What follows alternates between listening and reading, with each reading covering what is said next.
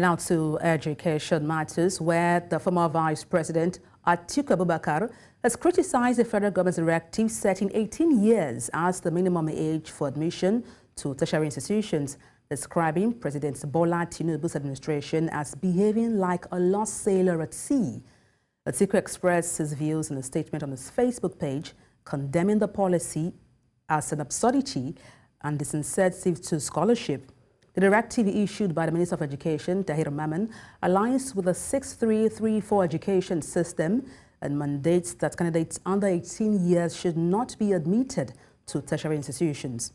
Atiku argued that this age limit policy undermines academic pursuit and fails to recognize individual academic readiness.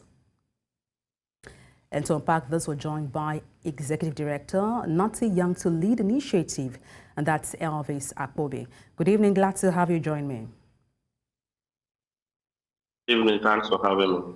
All right, so let me start by asking what your thoughts are on former President Atiku Abubakar categorizing the higher institutions age limit as one that belongs to the Stone Age. I align with his thought process because I'm quite overwhelmed with shame that at the moment of all the things, the problems were affected, that we are faced with as Nigerians, the government today is looking at age limit for people that go into tertiary institutes. We are faced with insecurity, we are faced with unemployment among the large populace, we are faced with hardship and all that. So for me, I think it's time the president needs to go back to his drawing board and write down his priorities, because at the moment that shouldn't be the priorities. Not forgetting to that such policy itself is Stone Age, like ex-president, Vice President Atiku talked about. It's not it's not a policy for the modern age. It's a policy for the Stone Age. Well, some people say that this policy doesn't take into account child geniuses and sort of stifles their growth. What are your thoughts on that?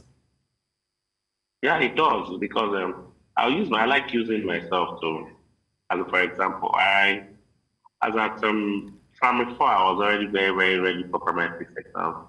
And as at SS2, SS1, I was already ready. You know, people differ when it comes to intelligence and all that. And from what the former Vice President said, there are rules for scholarship. There are exceptional young people who do very, very well, and at a very little age, at a very young age, you find out that they can even compete with their contemporaries that are older than them, and must make room for excellence, academic excellence. I think what the president and his team should be looking about is how to provide good quality education, how to work towards creating safety for people mostly in secondary school.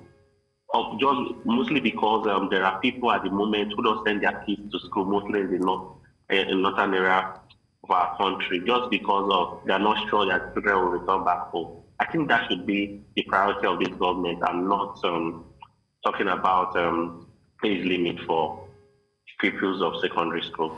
Well, let's look further regarding the rationale behind this age limits, a little closer. Some persons believe that these age limits are necessary to help the cognitive reasoning of students, and by so doing, making them less impressionable, or if you may, not easily influenced. What do you make of that? It's everything rises and falls on family. If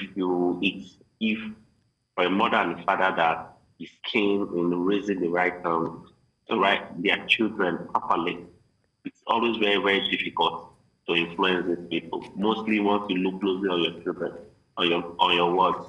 Like I said, I always want to use myself as an example.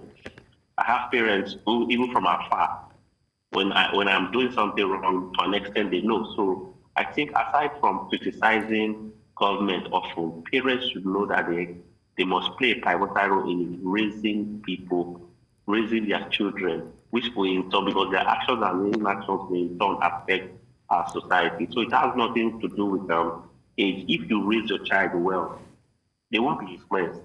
Even when they are about being influenced, if you make them your friends, they will say it out. So I think because of the struggles of life, parents have shown their a handful of parents have shown their basic responsibility, which is to, or be very, very observant and raise their children right, because those children, what they see at home, how they are raised at home, reflect the society we have today. Well, thank you so much for your perspective on the news, Elvis Akpobi, Executive Director, Not Too Young to Lead Initiative. Many thanks indeed.